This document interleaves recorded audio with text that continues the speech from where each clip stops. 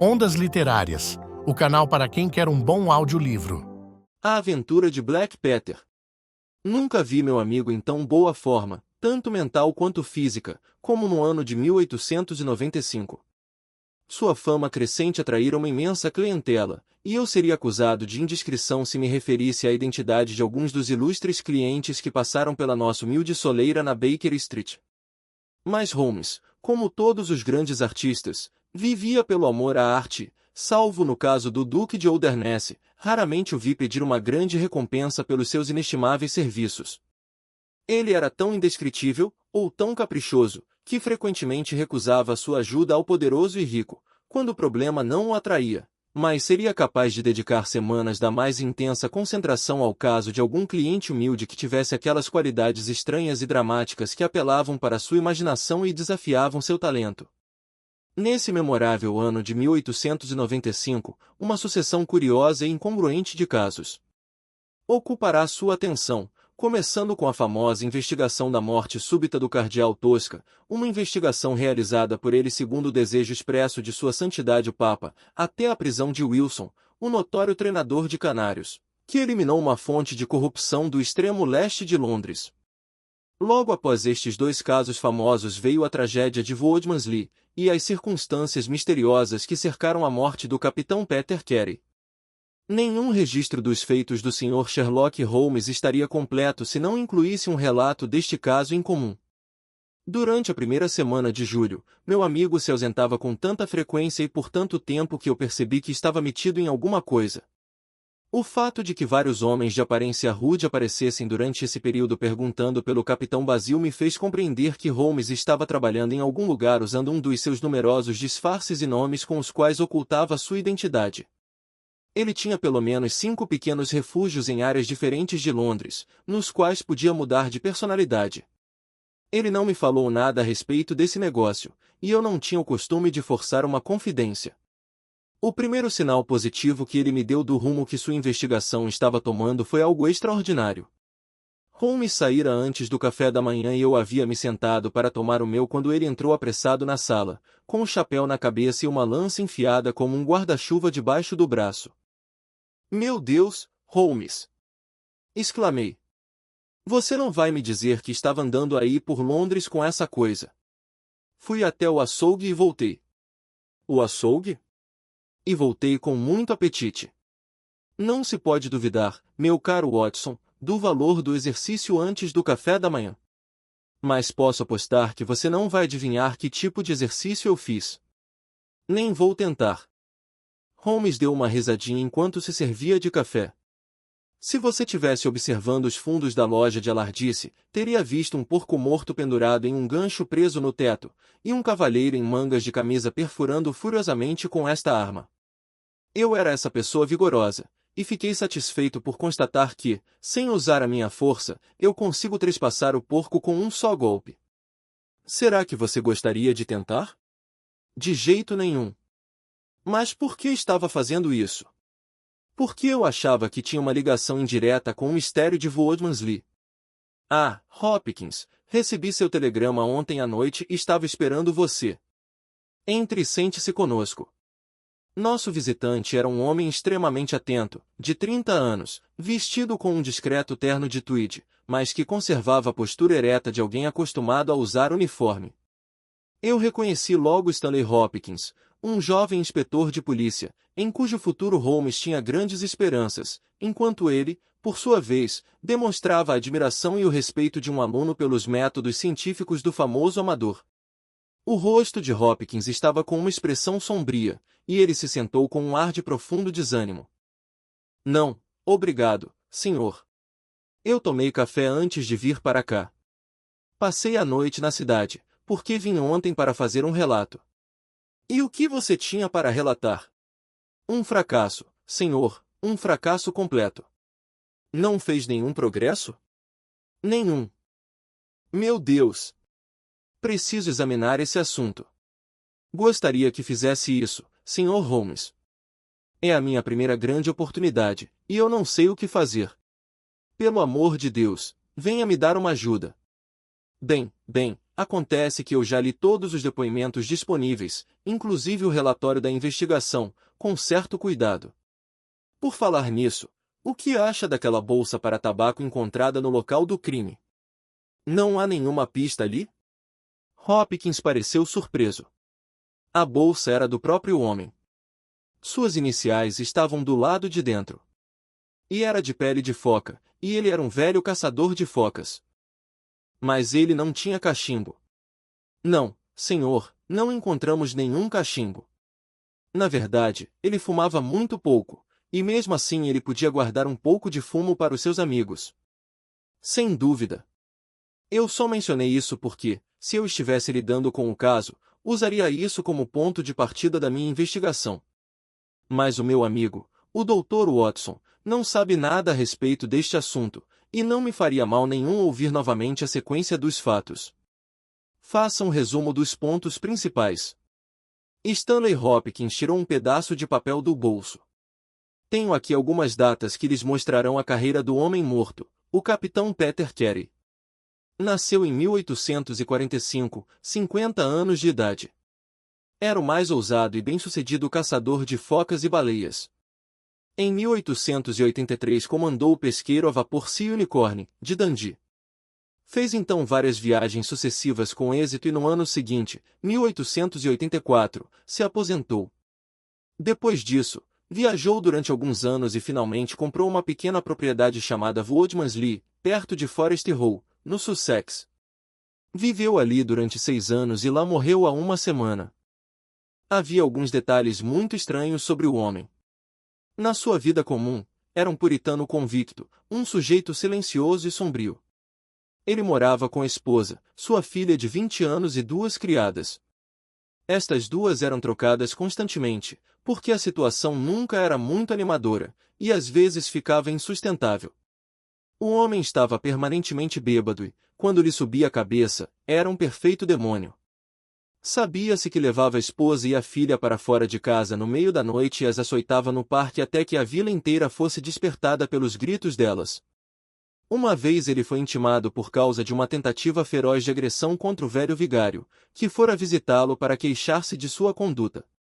Em suma, Sr. Holmes teria de procurar muito para encontrar um homem mais perigoso que Peter Carey, e ouvi dizer que agia da mesma maneira quando comandava seu navio.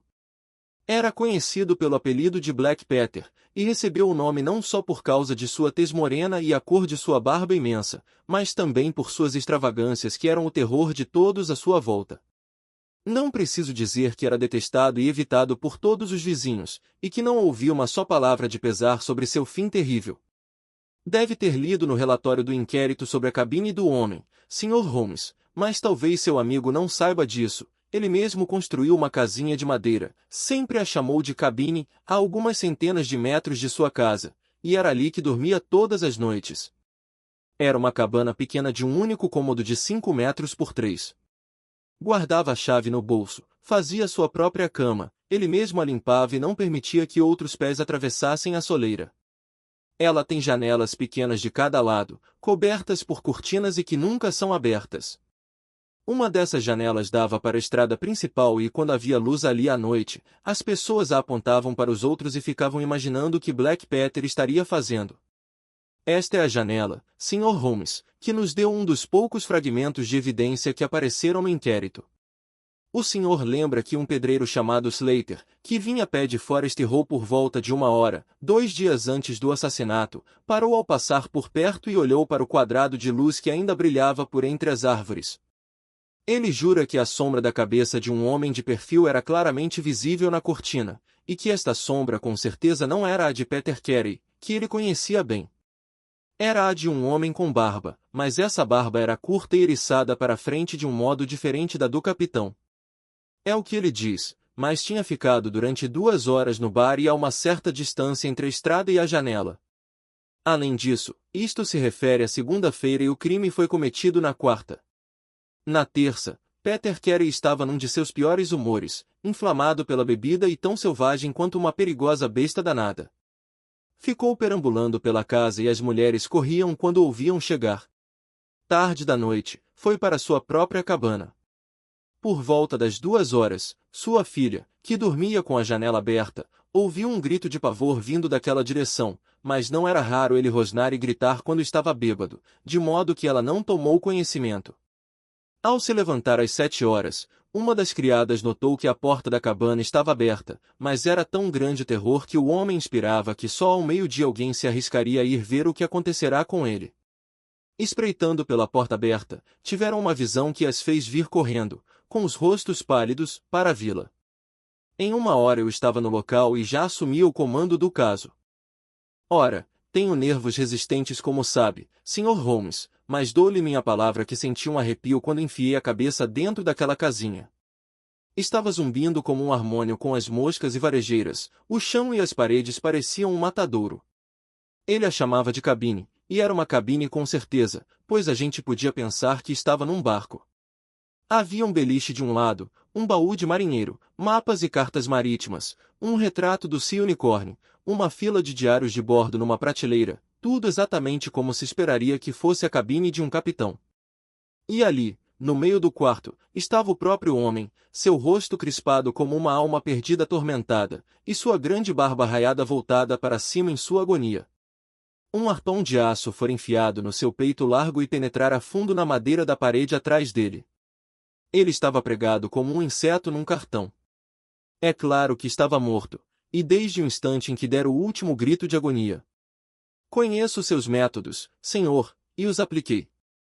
Antes de permitir que qualquer coisa fosse mexida, examinei com o maior cuidado o chão do lado de fora e também o assoalho no quarto. Não havia pegadas.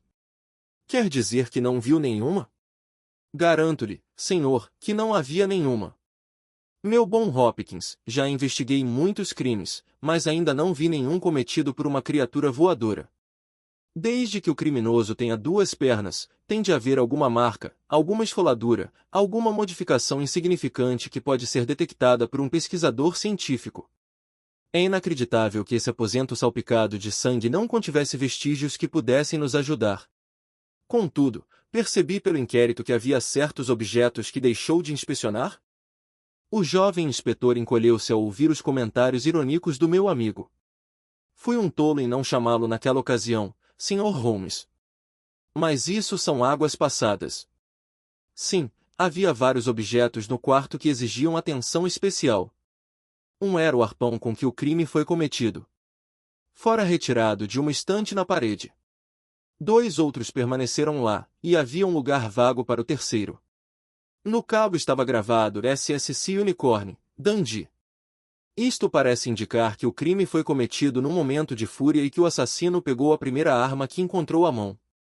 O fato de o crime ter sido cometido às 2 horas, e de Peter Carey ainda estar completamente vestido, sugere que ele tinha um encontro com o assassino, o que é confirmado pelo fato de que uma garrafa de rum e 2 copos usados estavam em cima da mesa.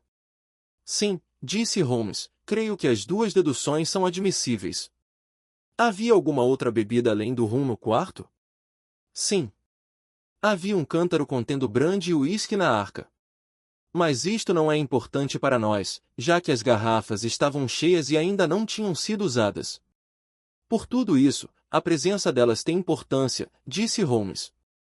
Mas vamos ouvir algo mais sobre os objetos que lhe parecem ter alguma coisa a ver com o caso.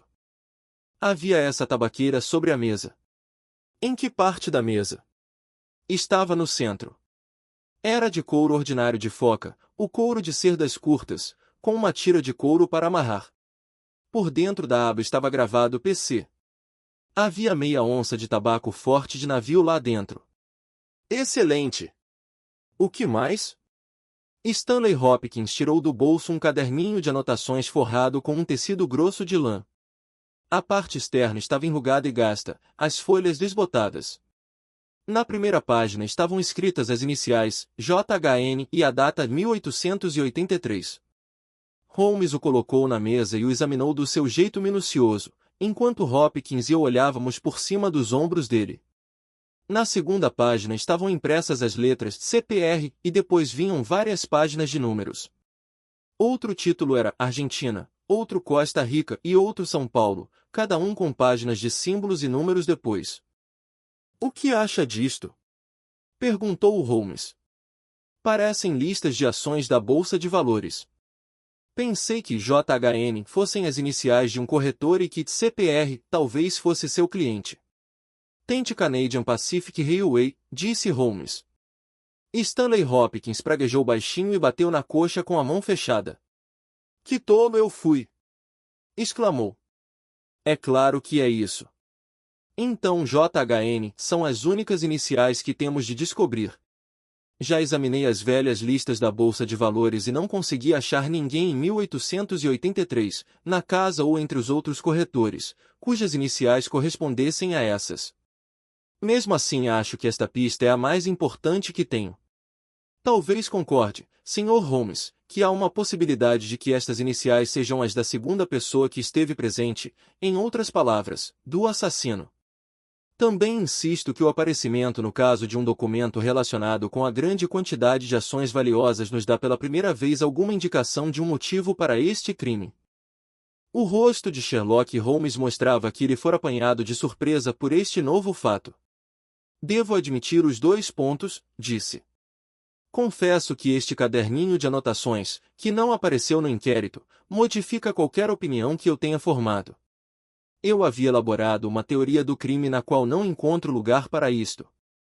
Tentou procurar alguns dos títulos mencionados aqui? Estão sendo feitas investigações agora nos escritórios, mas receio que os registros completos destes acionistas sul-americanos estejam na América do Sul, e que sejam necessárias algumas semanas até que possamos rastrear as ações. Holmes estivera examinando a capa do caderno com sua lente de aumento. Certamente existe aqui alguma descoloração, disse. Sim, senhor, é uma mancha de sangue. Eu lhe disse que peguei o livro do chão. A mancha de sangue estava em cima ou embaixo? No lado próximo às tábuas. O que prova, é claro, que o livro foi largado depois que o crime foi cometido. Exatamente, Sr. Holmes. Observei esse detalhe e imaginei que foi largado pelo assassino na sua fuga apressada. Estava perto da porta. Suponho que nenhum destes títulos foi encontrado entre os bens do morto. Não, senhor. Tem algum motivo para suspeitar de roubo? Não, senhor. Nada parece ter sido tocado.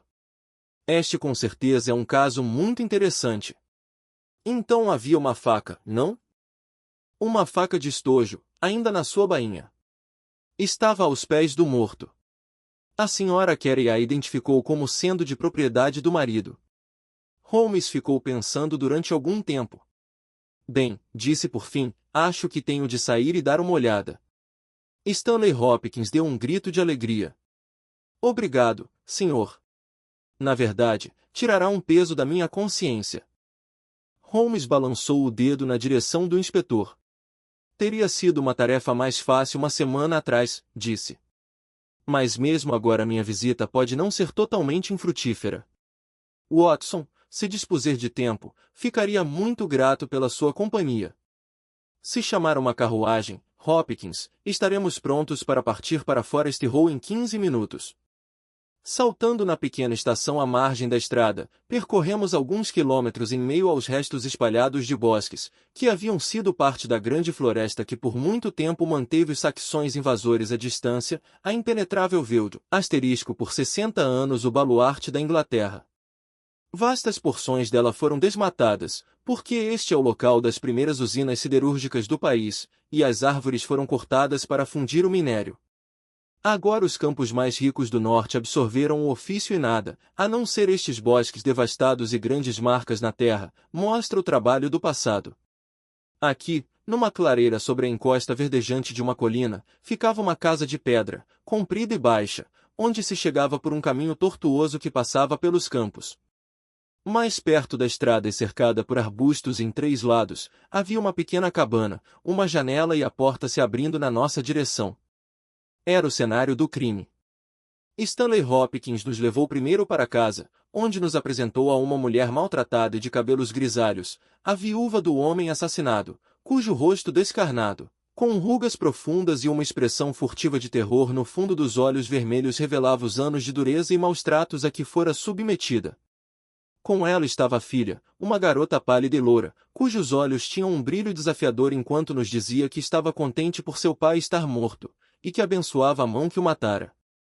Era uma péssima família que Black Peter quer e formara para si, e foi com alívio que nos encontramos de novo sob a luz do sol e andando por um caminho que fora trilhado pelos pés do morto. A cabana era uma moradia das mais simples, paredes de madeira, teto de telhas de ardósia, uma janela ao lado da porta e uma outra nos fundos. Stanley Hopkins tirou a chave do bolso e a colocará na fechadura quando parou, com uma expressão atenta e surpresa no rosto. Alguém tentou forçá-la, disse. Não havia dúvida sobre isso. A madeira estava cortada, e os arranhões apareciam brancos na pintura, como se tivessem sido feitos naquele instante. Holmes estivera examinando a janela. Alguém tentou forçar isto também. Seja quem for, não conseguiu entrar. Deve ser um ladrão muito medíocre. Esta é uma coisa extraordinária, disse o inspetor. Eu podia jurar que estas marcas não estavam aqui ontem à noite. Algum curioso da vila, talvez, sugere. Bastante improvável. Poucos deles ousariam entrar nesta propriedade, muito menos forçar a entrada na cabine. O que acha disso, Sr. Holmes? Acho que o acaso está sendo muito bom conosco. Quer dizer que a pessoa voltará? É muito provável. Ele veio esperando encontrar a porta aberta. Tentou entrar com a lâmina de um pequeno canivete. Não conseguiu. O que ele faria? Voltaria na noite seguinte com uma ferramenta mais útil. É o que eu diria. Será uma falha nossa se não estivermos aqui para recebê-lo. Enquanto isso, deixe-me ver o interior da cabine. As marcas da tragédia tinham sido removidas, mas a mobília dentro do pequeno aposento ainda estava como na noite do crime. Durante 2 horas, com a mais intensa concentração, Holmes examinou cada objeto, mas seu rosto mostrava que a busca não fora bem-sucedida. Apenas uma vez parou em sua investigação paciente. Tirou alguma coisa desta prateleira, Hopkins? Não, não tirei nada. Algo foi retirado. Há menos pó neste canto da prateleira do que em qualquer outro lugar. Deveria haver um livro neste lugar. Talvez fosse uma caixa. Bem, não posso fazer mais nada. Vamos andar por esses lindos bosques, Watson, e dedicar algumas horas aos pássaros e às flores. Encontraremos o senhor mais tarde, Hopkins, e vamos ver se podemos chegar mais perto desse cavalheiro que fez esta visita noturna. Passava das 23 horas quando montamos nossa pequena emboscada. Hopkins preferia deixar a porta da cabana aberta, mas Holmes era de opinião que isto despertaria suspeitas no estranho. A fechadura era bastante simples e era preciso apenas uma lâmina forte para puxá-la. Holmes sugeriu também que deveríamos esperar não dentro da cabana, mas do lado de fora, entre os arbustos que cresciam perto da janela dos fundos. Assim teríamos condições de observar nosso homem se acendesse uma luz e descobrir o objetivo de sua visita noturna clandestina. Foi uma vigília longa e melancólica, e mesmo assim provocou um pouco da emoção que o caçador sente enquanto espreita perto do bebedouro, esperando a chegada da presa sedenta. Que criatura selvagem era aquela que nos apareceria da escuridão? Seria um feroz tigre do crime, que só poderia ser capturado se lutássemos contra garras e unhas, ou seria algum chacal esquivo, perigoso apenas para os fracos e desprotegidos? Em absoluto silêncio nos agachamos entre os arbustos, esperando pelo que viesse. No início os passos de alguns aldeãos retardatários ou o som de vozes provenientes da vila aliviaram nossa vigília, mas uma a uma essas interrupções desapareceram ao longe e uma quietude absoluta nos envolveu, quebrada apenas pelo toque dos sinos da igreja distante, que indicava o avanço da noite, e pelo farfalhar de uma chuva fina caindo nas folhagens que nos cobriam. Já passava de 2:30h, e era a hora mais escura antes do raiar do dia, quando nos sobressaltamos com um clique baixo, mais agudo, vindo da direção do portão. Alguém tinha entrado pelo caminho. De novo houve um silêncio longo, e eu começara a pensar que fora um alarme falso quando ouvimos um passo furtivo do outro lado da cabana e logo depois um arranhão e um tinido metálico. O homem tentava forçar a porta. Desta vez sua habilidade era maior, ou sua ferramenta melhor, pois houve um súbito estalido e o rangido de dobradiças. Depois um fósforo foi aceso e logo em seguida a luz fraca de uma vela encheu o interior da cabana. Através da cortina fina nossos olhos estavam fixos na cena lá dentro. O visitante noturno era um jovem magro e fraco, com um bigode preto que realçava a palidez mortal do rosto. Não tinha muito mais de 20 anos. Nunca vi nenhum ser humano que parecesse sentir medo tão lastimável, pois seus dentes estavam batendo visivelmente, e todos os seus membros tremiam. Vestia-se como um cavalheiro, com um colete Norfolk, um calção folgado e um chapéu de pano na cabeça. Ficamos observando enquanto ele olhava em volta com expressão assustada. Depois deixou o castiçal sobre a mesa e desapareceu de nossa vista num dos cantos. Voltou com um livro grande, um dos diários de bordo que formavam uma fila na prateleira. Pôs o livro na mesa e virou rapidamente as folhas até que chegou ao que procurava. Então, com um gesto de raiva de suas mãos crispadas, fechou o livro, colocou-o de volta no canto e apagou a luz. Mal havia se virado para sair da cabana quando a mão de Hopkins agarrou o colarinho do sujeito, e ouvi seu arquejo alto de terror ao compreender que fora apanhado. A vela foi acesa de novo e lá estava nosso infeliz prisioneiro, tremendo e encolhido na mão do detetive. Ele se sentou sobre a arca e olhou indefeso para cada um de nós. Agora, meu camarada, disse Stanley Hopkins, quem é você, e o que quer aqui? O homem endireitou-se e nos encarou com um esforço de autocontrole. São detetives, eu suponho? Disse. Imaginam que estou ligado à morte do capitão Peter Carey. Eu lhes garanto que sou inocente. Veremos isso, disse Hopkins. Antes de mais nada, qual é o seu nome? É John Oakley Neligan. Vi Holmes e Hopkins trocarem um rápido olhar. O que está fazendo aqui? Posso falar confidencialmente? Não, claro que não. Por que eu lhe diria? Se não tiver resposta, pode ser pior para você no julgamento. O jovem estremeceu. Bem, eu lhes direi, concordou. Por que não? E ainda assim odeio pensar neste velho escândalo ganhando uma nova vida.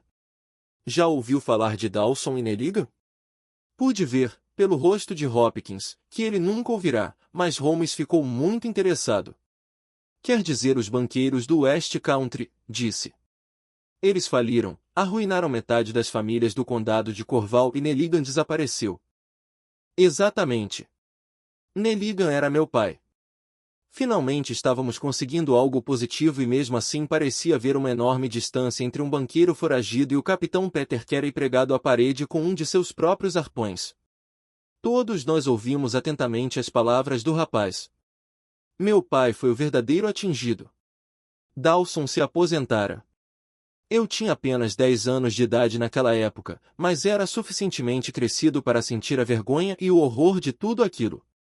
Sempre se disse que meu pai roubou todos os títulos e fugiu. Não é verdade. Ele acreditava que se lhe dessem tempo para vendê-los, tudo ficaria bem e todos os credores seriam pagos integralmente. Partiu em seu pequeno iate para a Noruega um pouco antes de ser expedido seu mandado de prisão.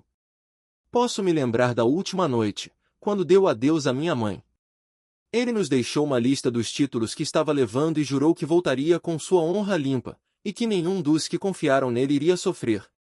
Bem, nunca mais se ouviu falar nele. Tanto ele como o iate sumiram completamente.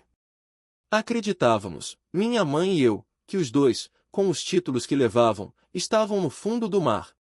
Mas tínhamos um amigo fiel, que é um homem de negócios, e foi ele quem descobriu pouco tempo atrás que alguns dos títulos que estavam com meu pai reapareceram no mercado de Londres. Vocês podem imaginar nossa surpresa.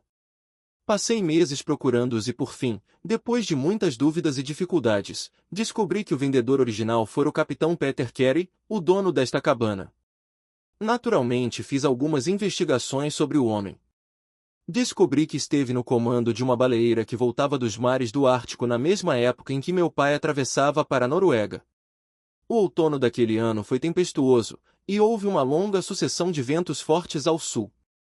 O iate de meu pai pode muito bem ter sido empurrado para o norte pelos ventos e lá ter sido encontrado pelo barco do capitão Peter Carey. Se foi assim, o que aconteceu com meu pai? De qualquer modo, se pudesse mostrar, pelo testemunho de Peter Carey, como estes títulos chegaram ao mercado, seria uma prova de que meu pai não os vendeu e que não visava o lucro pessoal quando os levou. Vim para Sussex com a intenção de ver o capitão, mas foi nessa ocasião que ocorreu sua morte terrível. Li no inquérito uma descrição da cabine dele que dizia que velhos diários de bordo de sua embarcação eram conservados ali.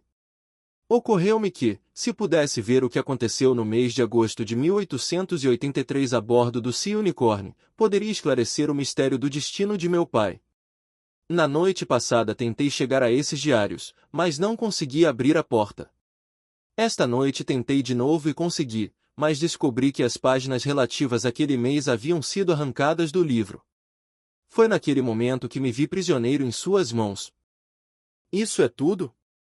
Perguntou Hopkins. Sim, isso é tudo. Seus olhos se esquivaram quando falou. Não tem mais nada a nos dizer? Ele hesitou. Não, não há nada. Não esteve aqui antes da noite passada? Não. Então, como explica isso? Exclamou Hopkins, enquanto mostrava o caderninho acusador, com as iniciais de nosso prisioneiro na primeira página e a mancha de sangue na capa. O pobre rapaz desmoronou. Mergulhou o rosto nas mãos e tremia todo. Onde o conseguiu? Murmurou. Não sabia. Pensei que o perderá no hotel. Isso é o suficiente, disse Hopkins com frieza. O que quer que ainda tenha a dizer, o fará no tribunal. Virá comigo até a delegacia. Bem, Sr. Holmes, estou muito agradecido ao senhor e ao seu amigo por terem vindo me ajudar. Sua presença acabou sendo desnecessária, e eu teria chegado a este final bem-sucedido sem o senhor, mas mesmo assim estou grato.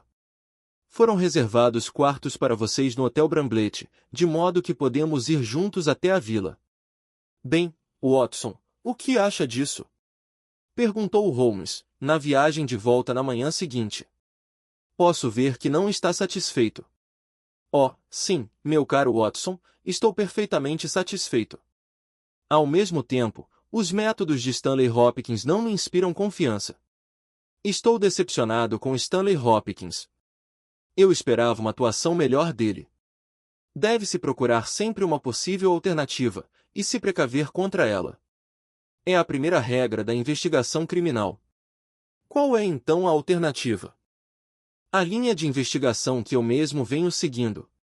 Pode não dar em nada. Não poderia dizer. Mas pelo menos eu a seguirei até o fim. Várias cartas estavam esperando por Sherlock Holmes em Baker Street. Pegou uma delas, abriu-a e explodiu numa risada de regozijo triunfante. Excelente, Watson. A alternativa progride. Tem formulários de telegramas? Escreva algumas mensagens para mim. Sonner, agência de barcos, Estrada Ratiff. Mande 3 homens, para chegar amanhã de manhã. Basil. Este é o meu nome por aqueles lados. A outra é, Inspetor Stanley Hopkins, 46, Lord Street, Bristol. Venha para o café da manhã amanhã às 9h30 h. Importante. Telegrafar se não puder. Sherlock Holmes. Watson, este caso infernal me prendeu por 10 dias. Com isto eu o tirarei completamente da minha presença. Amanhã acredito que ouviremos falar nele pela última vez. Exatamente na hora marcada o inspetor Stanley Hopkins apareceu e nos sentamos para tomar o ótimo café da manhã que a Sra. Woodson preparara. O jovem detetive estava de bom humor por causa de seu êxito. Tem certeza de que sua solução é a correta? Perguntou Holmes. Não poderia imaginar um caso mais completo. Não me parece conclusivo. O senhor me espanta, Sr. Holmes. O que mais alguém poderia querer? Sua explicação abrange todos os pontos? Sem dúvida alguma. Descobri que o jovem Nelligan chegou ao Hotel Bramblett no mesmo dia do crime. Veio com o falso objetivo de jogar golfe. Seu quarto era no primeiro andar, e podia sair quando quisesse. Naquela noite foi ao Woodmansley, viu Peter Carey na cabana, discutiu com ele e o matou com o arpão. Depois, horrorizado com o que fizera, fugiu da cabana, deixando cair o caderno de anotações que levará para interrogar Peter Carey sobre os diferentes títulos. Deve ter observado que alguns deles estavam marcados com um ponto, e os outros, a grande maioria, não.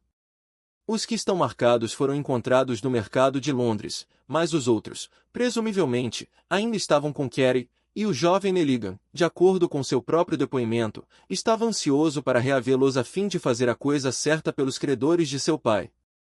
Depois de sua fuga, ele não ousou se aproximar da cabana durante algum tempo, mas por fim obrigou-se a fazer isso para obter a informação de que precisava. Tudo isto não é simples e óbvio? Holmes sorriu e balançou a cabeça. Parece haver um único senão, Hopkins, que isto é intrinsecamente impossível.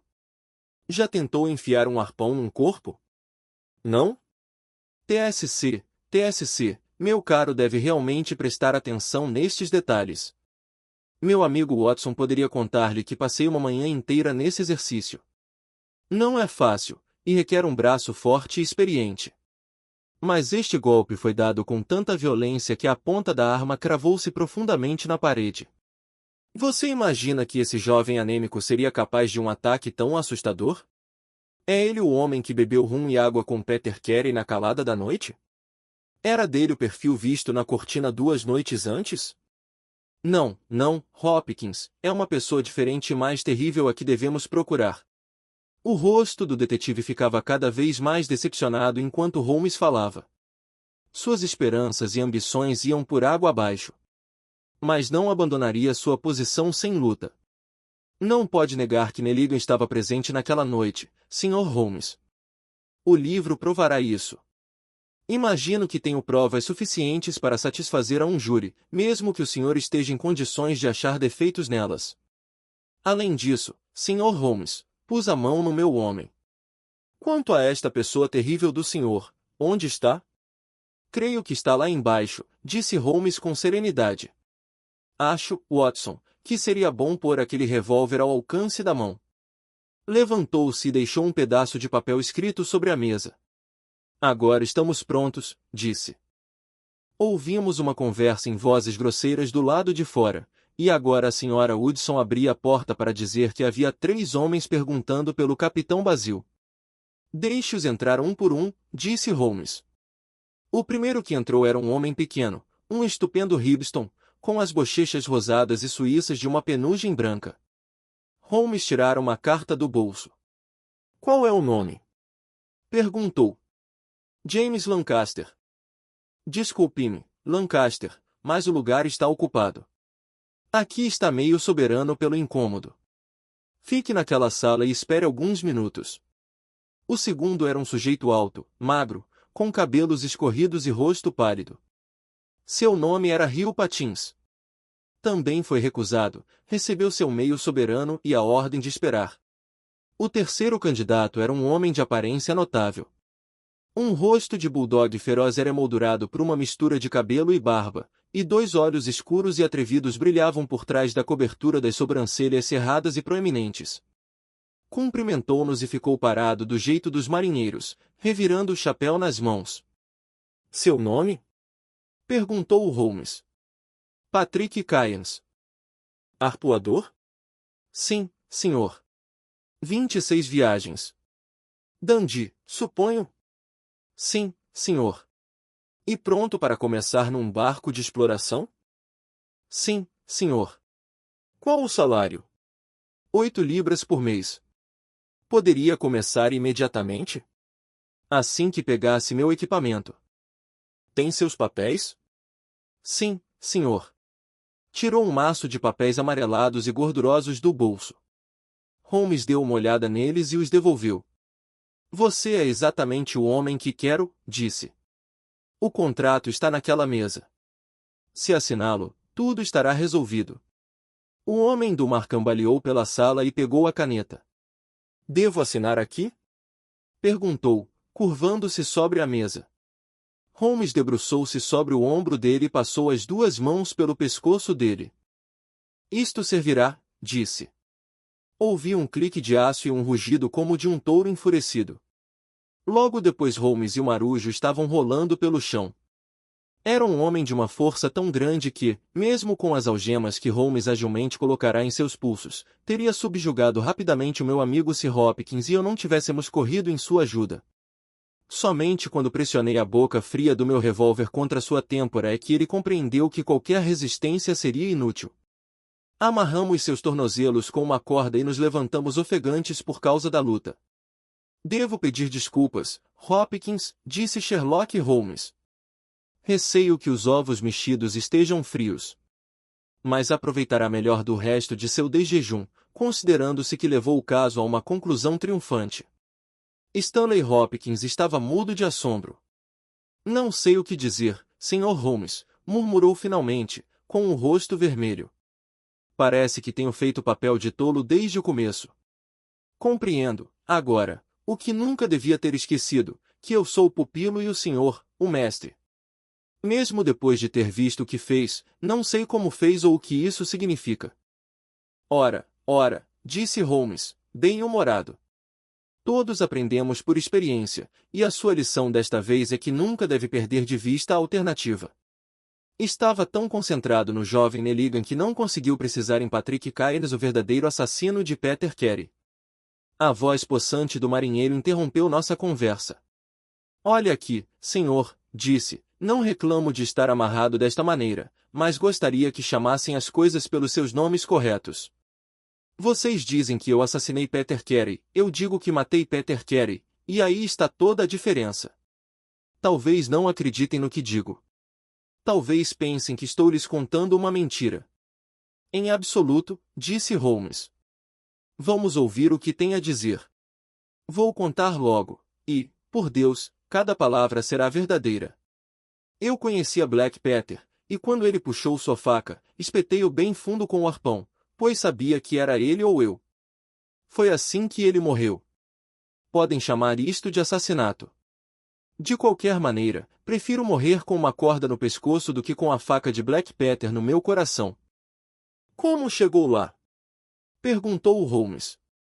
Vou contar-lhe tudo desde o início. Apenas deixe-me sentar um pouco, para que possa falar mais facilmente. Foi em 1883 que aconteceu, em agosto daquele ano. Peter Carey era o comandante do Sea Unicorn, e eu era o segundo arpoador. Estávamos saindo de uma área de gelo a caminho de casa, com vento contrário e um temporal de uma semana no sul, quando encontramos uma pequena embarcação que fora empurrada para o norte pelo vento. Só havia um homem nela, um homem de terra firme. A tripulação pensou que ela iria afundar e partiu para a costa da Noruega num barco a remo. Acho que todos se afogaram. Bem, trouxemos esse homem para bordo, e ele e o capitão tiveram uma longa conversa na cabine. Toda a sua bagagem, que trouxemos junto com ele, se resumia a uma caixa de metal. Pelo que sei, o nome do sujeito nunca foi mencionado, e na segunda noite desapareceu, como se nunca tivesse estado lá. Disseram que se jogará no mar, ou caíra nas águas turbulentas que atravessávamos. Somente um homem sabia o que acontecerá com ele, eu, porque, com meus próprios olhos, vi o capitão amarrar os calcanhares dele e jogá-lo por cima da balaustrada no meio da noite escura, 2 dias antes de avistarmos os faróis das Shetlands. Bem, guardei o que eu sabia para mim, e esperei para ver o que iria acontecer. Quando chegamos à Escócia, isso foi facilmente abafado, e ninguém fez perguntas. Um estranho morrera por acidente, e ninguém tinha nada o que perguntar. Pouco depois Peter Carey desistiu do mar, e passaram-se muitos anos até que eu descobrisse onde estava.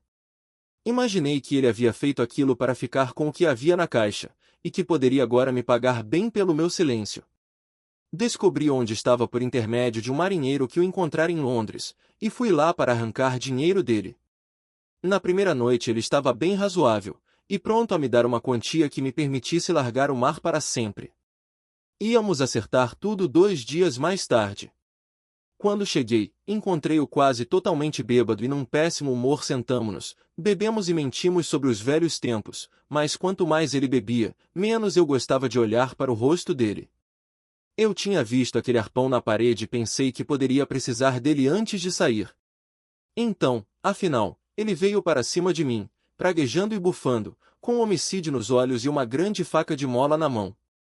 Não teve tempo de tirá-la da bainha antes que eu o espetasse com o arpão.